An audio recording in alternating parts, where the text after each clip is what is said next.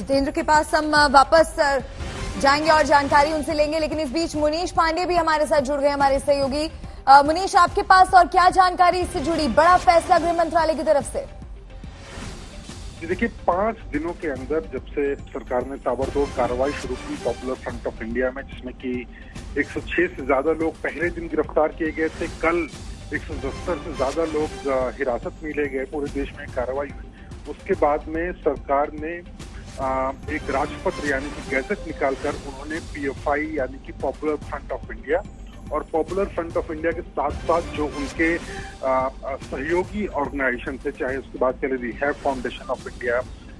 Campus Front of India, इन सभी organisation को तुरंत से बैन कर दिया। यानी कि अब ये ऑर्गेनाइजेशन बैंड ऑर्गेनाइजेशन की लिस्ट में आ जाएगी। इनके द्वारा की गई कोई भी गतिविधि अब अमान्य होगी, यानी कि उसे अनलॉफुल करार दे दिया गया है, देश विरोधी करार दे दिया गया है। अगर पॉपुलर फ्रंट ऑफ इंडिया की बात करें तो इससे पहले भी देखिए लगातार मांगे उठ रही थी कि जिस तरीके से पॉपुलर फ्रंट ऑफ इंडिया से जुड़े हुए लोगों के नाम सामने अलग अलग मामलों में आ रहे थे, चाहे वो कहीं पे दंगों की बात हो जाए,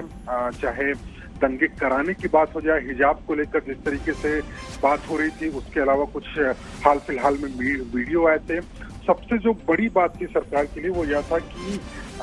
हाल ही में जब प्रधानमंत्री नरेंद्र मोदी का एक बिहार में दौरा होने वाला था, तो वहां पर पहले से ही लोगों को ट्रेनिंग दी जा रही थी कि किस तरीके से वहां पर माहौल को खराब किया जाए, प्रधानमंत्री को टारगेट किया जाए। इन सब को देखते हुए सरकार ने एक रणनीति बनाई। एनआईए, ईडी के साथ साथ राज्य सरकार की जो पुलिस थी, उनको बोला गया कि आप जो भी सबूत हैं वो इकट्ठा करिए और उन सबूतों के आधार पर अब पॉपुलर फ्रंट ऑफ इंडिया यानी कि पीएफआई और उसके सहयोगी जितने भी ऑर्गेनाइजेशन थे, फ्रंट ऑर्गेनाइजेशन थे, उन सबको बैन कर दिया गया है।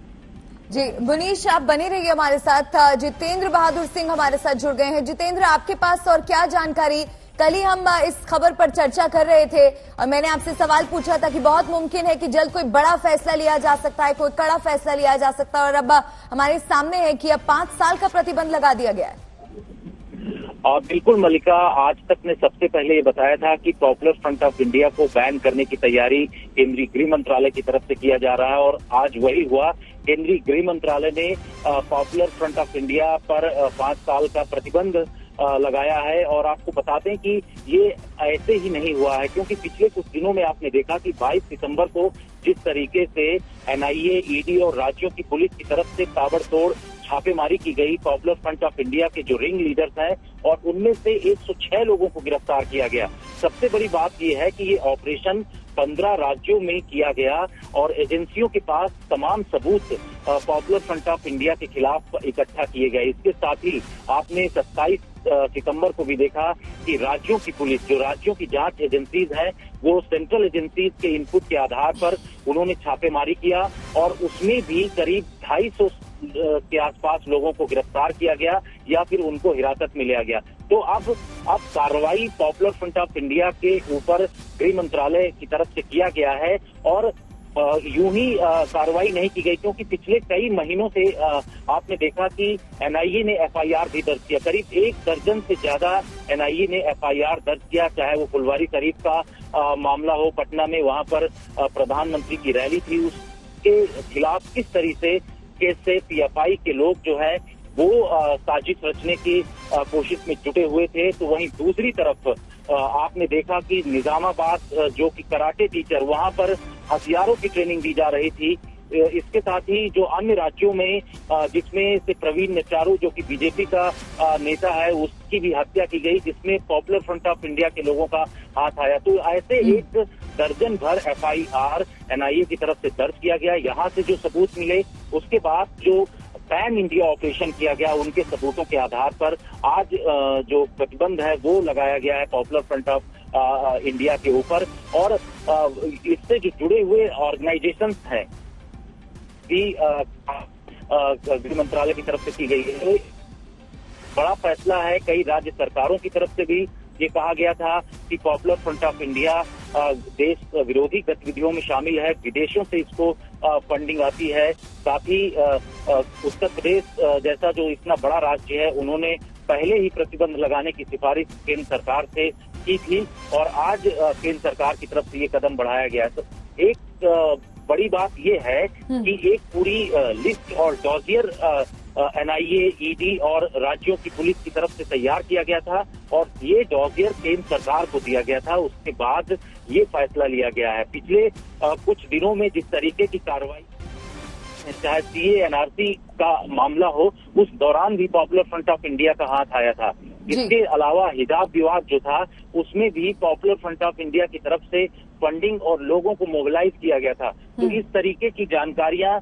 मौजूद थी केंद्र सरकार के पास। इन्हीं तमाम जानकारियों के आधार पर ये कदम बढ़ाया गया है और अब पॉपुलर फ्रंट ऑफ इंडिया के ऊपर इस तरीके की कार्रवाई की गई है। मलिका, जितेंद्र, इसमें एक और बहुत अहम एस्पेक्ट ये भी समझना होगा कि इन गिरफ्तारियों के बाद, इस कड़े कदम के बाद क्या बैकलैश भी फेस करना पड़ सकता है? क्योंकि जब दिल्ली में कार्रवाई तेजी से हुई तो सुरक्षा को बढ़ा दिया गया, और अगर कर्नाटका की बात की जाए तो कर्नाटका में इसे डाइवर्जनरी टैक्टिक्स कहा जा रहा था। इसे कहा जा रहा था कि अगर वाकई कोई एंटी सोशल एलिमेंट्स के खिलाफ सरकार कार्रवाई कर रही है तो खुलकर के उसकी जानकारी साझा क्यों नहीं करते, क्यों इस तरह से आधी रात में पीएफआई के जो लीडर्स हैं उनकी गिरफ्तारी हो रही है। मुनीश हमारे साथ जुड़ गए। मुनीश, अगर आप मेरा सवाल सुन पाए हो तो आपसे मैं जानकारी चाहूंगी इस पर कि ये जो बड़ा कदम उठाया गया है पीएफआई के खिलाफ, हमने देखा बीते कुछ दिनों में जब गिरफ्तारियां हो रही थी, ताबड़तोड़ गिरफ्तारियां अलग अलग राज्यों में, तब भी लोग सड़कों पर उतर आए थे, इसका विरोध कर रहे थे। क्या बैकलैश भी कोई फेस करना पड़ सकता है अभी? जी बिल्कुल, देखिए बैकलैश तो इसमें बहुत मुमकिन है कि फेस करना पड़ेगा, क्योंकि आप देखिए कि जब पहली बार सरकार ने 22 सितंबर को कार्रवाई की थी, उसके बाद अगले दिन कई जगहों पर, कर्नाटक की बात कर लें, केरल की बात कर लें, पुणे की बात कर लें, उन जगहों पर लगातार जो वहां पे पीएफआई और उनके जो सिंपैथाइजर हैं उन्होंने लगातार सरकार के खिलाफ प्रदर्शन किया था। उन्होंने प्रेस नोट निकालकर ये कहा था कि सरकार की कार्रवाई गलत है। तो अब जब पूरी तरीके से सरकार ने इस पर बैन लगा दिया है अगले 5 सालों तक, तो बहुत मुमकिन है कि इसको लेकर बैकलैश तो जरूर होगा। लेकिन जहां तक राजनीति की बात है, राजनीतिक इच्छा शक्ति जो है, यहाँ पर सभी पार्टियों ने एक साथ एक मंच से आकर बोला था कि पीएफआई की जो गतिविधियां हैं, अगर वो गड़बड़ है तो उसको बैन लगाना चाहिए। कांग्रेस के नेता राहुल गांधी ने भी बयान दिया हुआ था कि वो भी इस बात का समर्थन नहीं करते हैं कि पीएफआई या इस तरह की कोई भी ऑर्गेनाइजेशन जो है उस पर बैन नहीं लगाना चाहिए। उन्होंने भी कहा था कि जो सरकार की कार्रवाई है उस पर वो कुछ भी नहीं बोलेंगे। तो बहुत मुमकिन है कि इसको लेकर जो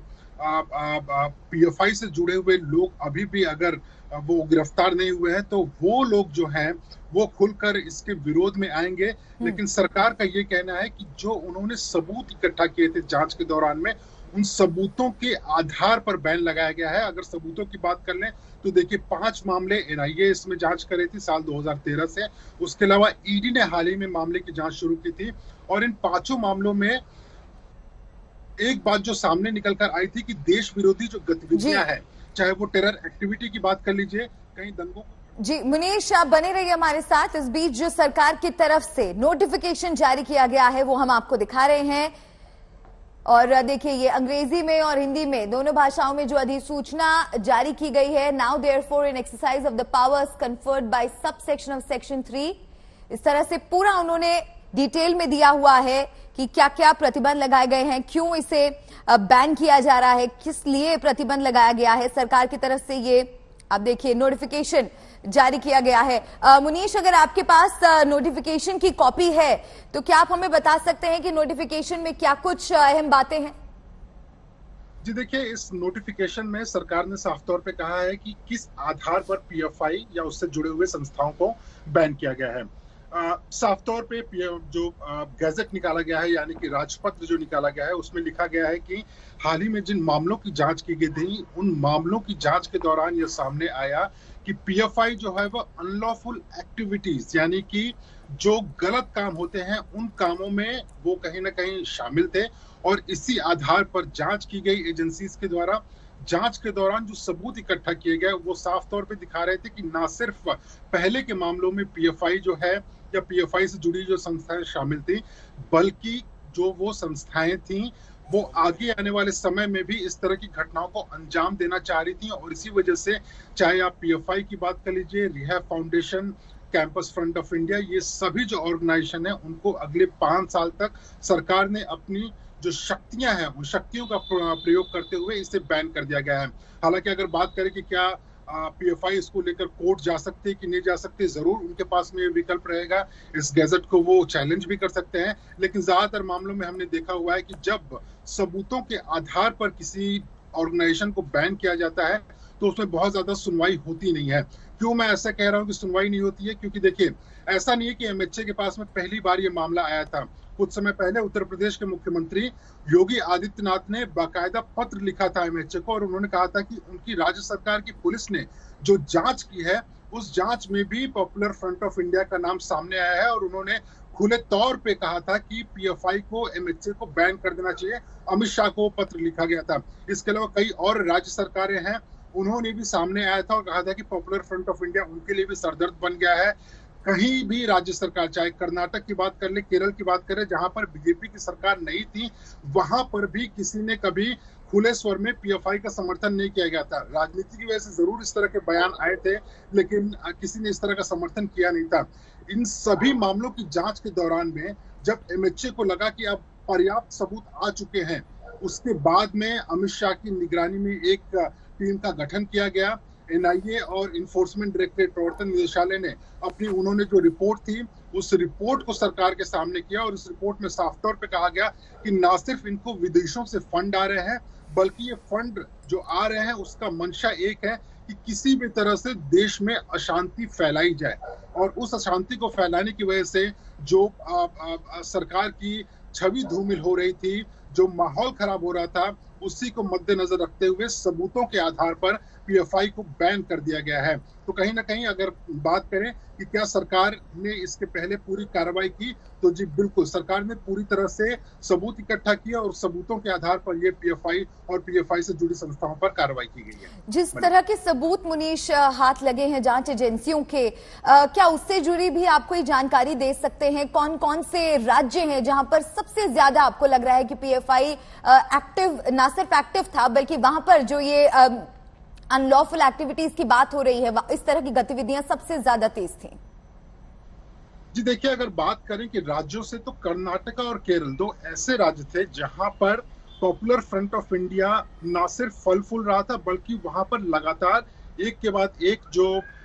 मुस्लिम युवा थे उन्हें ना सिर्फ पीएफआई बल्कि जो बाकी के टेरर ऑर्गेनाइजेशन है, चाहे आईसिस की बात कर लिया, वहां पर भी उनको रेडिकलाइज किया जा रहा था ताकि वो इस तरह की आतंकी घटनाओं में ना सिर्फ शामिल हों बल्कि उन आतंकी संगठनों का मेंबर भी बने। अगर बात करें कि पीएफआई को लेकर जांच कब से शुरू है, तो मैं आपको बता दूं, सबसे पहला मामला जो पीएफआई का आया था हिंदुस्तान में वो साल 2013 में था, जिसके बाद में एनआईए ने उसमें सिर्फ ना सिर्फ एफआईआर दर्ज की बल्कि उन्होंने चार्जशीट भी फाइल किया, और चार्जशीट में ये बात बिल्कुल सामने आ गई थी कि पीएफआई और पीएफआई से जुड़े हुए जो संस्था है वो कहीं ना कहीं उस घटना में शामिल थे जिसमें कि जो आतंकी घटना उसको करार दिया गया था। उसके अलावा 4 और मामले पीएफआई के एनआईए को दिए गए थे। अगर राज्य सरकार की बात करें तो राज्य सरकार की पुलिसों के पास में कम से कम 1 दर्जन से ज्यादा मामले थे। हाल फिलहाल में जो जांच हुई उससे ये बात सामने निकल कर आई कि पीएफआई जो है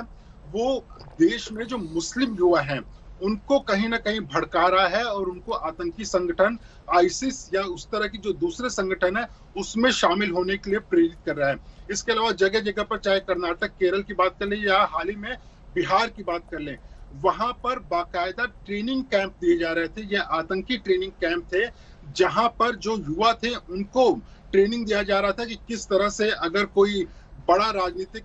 घटनाक्रम होता है, बीजेपी और आरएसएस के अगर नेता है तो उनको किस तरह से टारगेट किया जा सकता है। एक कराटे क्लास की बात आई थी जहां पर कराटे के नाम पर ट्रेनिंग दी जा रही थी आतंकी संगठन की।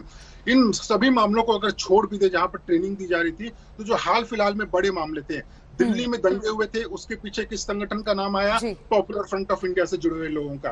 हाथरस में गैंगरेप होता है, माहौल खराब करने के लिए पीएफआई के लोग पहुंचते हैं। तो इन सभी घटनाओं में जब पीएफआई के लोगों का नाम सामने आया उसके बाद ही सरकार ने कवायद शुरू कर दी थी कि पीएफआई के खिलाफ सबूत इकट्ठा कर उसे बैन कर देना चाहिए। जी मुनीश, आप बने रहिए हमारे साथ। जितेंद्र बहादुर सिंह भी हमारे साथ जुड़ गए हैं, हमारे सहयोगी, जिन्होंने ये एक्सक्लूसिव खबर सबसे पहले आज तक पर बताई थी कि कोई बड़ा एक्शन हो सकता है, बैन लगाया जा सकता है। जितेंद्र के पास चलेंगे। जितेंद्र, और क्या कुछ डेवलपमेंट अब तक हुआ है इस फैसले आने के बाद? देखिए मलिका, पॉपुलर फ्रंट ऑफ इंडिया के खिलाफ जो ये कार्रवाई की गई है, 5 साल का प्रतिबंध लगाया गया है, ये गृह मंत्रालय का एक बहुत बड़ा फैसला है। सबसे बड़ी बात ये है कि इसमें वो तमाम जानकारियां दी गई हैं, वो सीरीज में जानकारी बताई गई है कि आखिर क्यों पॉपुलर फ्रंट ऑफ इंडिया के खिलाफ बैन लगाया गया। क्योंकि जिस तरीके से पिछले कुछ दिनों से इसकी गतिविधियां दिखाई पड़ रही थी, जिस तरीके से जांच एजेंसी चाहे एनआईए हो, ईडी हो, उन लोगों ने पूछताछ किया था जो रिंग लीडर्स हैं पॉपुलर फ्रंट ऑफ इंडिया के, उसमें से बहुत सारे ऐसे लोग हैं जिनकी गतिविधियां बहुत ही संदेहास्पद थी। उसकी जानकारी बाकायदे गृह मंत्रालय को एक डॉजियर बना करके एनआईए की तरफ से दिया गया। यही नहीं, जो फंडिंग विदेशों से हो रही है या फिर अन्य देशों से हो रही है, उन फंडिंग की जानकारी ईडी की तरफ से दी गई। कई राज्यों में जिस तरीके से पॉपुलर फ्रंट ऑफ इंडिया अलग अलग तरीके की गतिविधियों में इन्वॉल्व है, सबसे बड़ी बात यह है कि पॉपुलर फ्रंट ऑफ इंडिया 15 राज्यों में इस वक्त सक्रिय है। ऐसी जानकारी गृह मंत्रालय के पास अलग अलग एजेंसियों के जरिए आ चुकी है। तो इन्हीं तमाम चीजों के आधार पर ये कार्रवाई की गई है। एनआईए ने पिछले कुछ दिनों में करीब 1 दर्जन से ज्यादा एफआईआर भी दर्ज किया है, जिसमें पॉपुलर फ्रंट ऑफ इंडिया के लोगों के नाम शामिल हैं। इस वजह से आज की जो कार्रवाई है वो काफी महत्वपूर्ण बताई जा रही है, क्योंकि कई राज्यों की तरफ से मांग भी पहले की जा चुकी है कि पॉपुलर फ्रंट ऑफ इंडिया को बैन किया जाना चाहिए और पॉपुलर फ्रंट ऑफ इंडिया की गतिविधियां सही तरीके से नहीं है, देश के खिलाफ गतिविधि चल रही है। इसी वजह से इतना बड़ा पैन इंडिया ऑपरेशन 22 सितंबर को किया गया। आपने देखा कि दूसरे राउंड का जो एक ऑपरेशन किया गया एजेंसियों की तरफ से, वो 27 सितंबर को किया गया और उसके बाद आज जिस तरीके से ये एक्शन लिया गया है और 5 साल तक के लिए पॉपुलर फ्रंट ऑफ इंडिया को बैन कर दिया गया है। गृह मंत्रालय का जो नोटिफिकेशन है उसमें लाइन बाय लाइन तमाम जानकारियां लिखी हैं कि इससे जुड़े हुए जो दूसरे संस्थान है पॉपुलर फ्रंट ऑफ इंडिया से, उसके खिलाफ भी कार्रवाई की गई है और उसमें अलग अलग तरीके के कामों में पॉपुलर फ्रंट ऑफ इंडिया, चाहे वो आतंकी गतिविधि हो, टेरर फंडिंग करने का मामला हो, उन तमाम चीजों में ये शामिल रहा है और इसी वजह से इतना बड़ा एक्शन किया गया है। दूसरी सबसे बड़ी बात यह है कि 2 राउंड की जो ऑपरेशन एजेंसियों की तरफ से किया गया था, उसमें 106 लोगों को गिरफ्तार किया गया था पहले राउंड में, और उसमें 106 लोगों से जो पूछताछ हुई थी, उस पूछताछ में कई खुलासे हुए थे। उस खुलासों के आधार पर 27 सितंबर को दूसरे राउंड की जो वहां पर छापेमारी की गई, उसमें भी कई जानकारियां मिली और इसके आधार पर एक्शन लिया गया। साथ ही कुछ इलाकों में जहां पर ये आशंका थी कि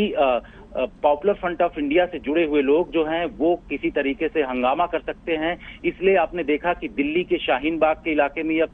कई अन्य इलाकों में धारा 144 भी लगा दी गई और ये बताया गया कि इस इलाके में 4 से ज्यादा लोग एक साथ नहीं घूम सकते हैं। तो पहले से ही सरकार ने चारों तरफ से तैयारी कर ली थी और उसके बाद अब आपने देखा कि पीएफआई और उससे जुड़े हुए जो संगठन है उस पर पाबंदी लगा दी गई है। ये बड़ा एक्शन है क्योंकि कई सालों से पीएफआई के ऊपर इस तरीके के आरोप लगते रहे हैं कि उसने, चाहे वो सीए एनआरसी का मामला हो या फिर कर्नाटक में जो हिजाब विवाद का मामला था, इन तमाम मामलों में पीएफआई पीछे से फंडिंग कर रहा था और इसमें फंडिंग को लेकर के विदेशों से भी पैसा आ रहा था। तो इसकी भी जानकारियां गृह मंत्रालय के पास अलग अलग एजेंसियों के जरिए पहुंची हैं और उसके आधार पर इस तरीके का एक्शन लिया गया है। मलिका, बिल्कुल, लेकिन दर्शकों को अगर आप जितेंद्र ये भी समझा सकें कि इस प्रतिबंध का क्या मतलब है। Unlawful activities prevention act UAPA के तहत केंद्र सरकार ने अगर किसी संगठन को गैर कानूनी या आतंकवादी संगठन बताया है तो उसके क्या मायने होते हैं? देखिए, यूएपीए के तहत जो इसके ऊपर एक्शन लिया गया है, इसके मायने ये हैं कि देश में जिस तरीके की ये गतिविधि कर रहा था, उस गतिविधि पर अब इस पर रोक लगेगी और किसी भी तरीके से ये इन तमाम चीजों पर शामिल नहीं हो सकता है। सबसे बड़ी बात है कि अनलॉफुल एक्टिविटीज के साथ साथ जो एजेंसियों ने एफआईआर भी दर्ज किया है, 5 एफआईआर, उसमें भी यूएपीए एजेंसियों की तरफ से लगाया गया, यानी कि ये संस्थान जो है टेरर एक्टिविटी में शामिल रहा है और वो इन तमाम चीजों को बढ़ावा देता है, चाहे वो फंडिंग की बात हो या फिर अन्य चीजों की बात हो। तो अब इसके खिलाफ कार्रवाई की जाएगी। सूत्रों ने ये बताया है कि जो इस प्रतिबंधित संगठन से जुड़े हुए इंडिविजुअल हैं, उनको भी डेजिग्नेटेड घोषित किया जा सकता है जल्द ही, क्योंकि इस तरीके से जो इसके मुख्य रिंग लीडर्स हैं जिनकी गिरफ्तारी पहले राउंड में एनआईए और ईडी की तरफ से किया गया था, उन लोगों की गतिविधियां काफी संदेहास्पद हैं और वो टेरर एक्टिविटी में शामिल हैं। ऐसे में उनको भी डेजिग्नेटेड टेररिस्ट भी घोषित किया जा सकता है, लेकिन इसके लिए अभी समय लगेगा, क्योंकि इंडिविजुअल जो पॉपुलर फ्रंट ऑफ इंडिया से जुड़े हुए अलग अलग लोग हैं उनके खिलाफ सबूत एजेंसियां इस वक्त इकट्ठा कर रही हैं और उसके आधार पर आगे एक्शन लिया जाएगा। लेकिन आज का जो ये एक्शन है पीएफआई से जुड़े हुए संगठनों पर और पीएफआई पर जो पाबंदी लगाई गई है, ये महत्वपूर्ण है और इसके खिलाफ कार्रवाई काफी दिनों से तैयारी गृह मंत्रालय की तरफ से चल रहा था, वो आज पूरा किया गया है। जी, एक बहुत बड़े स्तर पर देश की सबसे बड़ी जांच एजेंसी ने ये कार्रवाई की है। पीएफआई पर बड़ा एक्शन हुआ है, लगातार छापेमारी भी हो रही थी। मुनीश भी हमारे साथ लगातार बने हुए हैं। मुनीश, एक बार फिर से आपके पास आते हुए, जिस तरह से जितेंद्र हमें समझा रहे थे कि इस प्रतिबंध के मायने क्या है, मैं आपसे ये जानना चाहूंगी कि अब जो तमाम गिरफ्तारियां अभी तक की कार्रवाई में हुई हैं, उनको लेकर के अब आगे किस तरह की कानूनी लड़ाई हम देखेंगे या फिर कानूनी प्रक्रिया आगे बढ़ेगी? जी देखिए, पीएफआई पर बैन होने का मतलब साफ है कि अब इस संगठन से जुड़ा हुआ कोई भी शख्स, चाहे वो सीधे रूप से शामिल हो या फिर किसी दूसरे तरीके से शामिल हो, जिन संस्थाओं पर बैन लगाया गया है, पीएफआई हो जाए, चाहे रियर फाउंडेशन ऑफ इंडिया, चाहे कैंपस फ्रंट ऑफ इंडिया, कहने के लिए ये एक पॉलिटिकल विंग हुआ करता था, लेकिन अब इससे जुड़े हुए जितने भी शख्स हैं वो एक प्रतिबंधित जो संस्था है उसके मेंबर माने जाएंगे, यानी कि उनके द्वारा अगर कोई भी कार्रवाई की जाती है तो वो सरकार उसे बोल सकती है कि अनलॉफुल एक्टिविटीज है, आप इसके मेंबर भी अब नहीं बन सकते हैं। बात करें अगर पीएफआई की, तो देखिए 3 इस्लामिक ऑर्गेनाइजेशन जिसे कि पहले बैन किया गया था, उन्होंने एक नया फ्रंट खोला था। उन्हीं के जो उस वक्त के नेता हुआ करते थे वो सामने आए थे और उन्होंने पॉपुलर फ्रंट ऑफ इंडिया एक इस्लामिक ऑर्गेनाइजेशन बनाया हुआ था कि वो लोगों की आवाज को आगे तक पहुंचाएंगे, लेकिन लोगों की आवाज को जो पहुंचाने का सिलसिला था वो इस कदर बिगड़ गया कि वो देश विरोधी घटनाओं में शामिल होना शुरू हो गया और इसी वजह से हाल फिलहाल में जितने भी मामले थे उसमें पॉपुलर फ्रंट ऑफ इंडिया का नाम सामने आया था। कानूनी लड़ाई की अगर बात करें तो देखिए, पॉपुलर फ्रंट ऑफ इंडिया या फिर उससे जुड़े जो नेता हैं उनके पास में जरूर ये विकल्प रहता है कि वो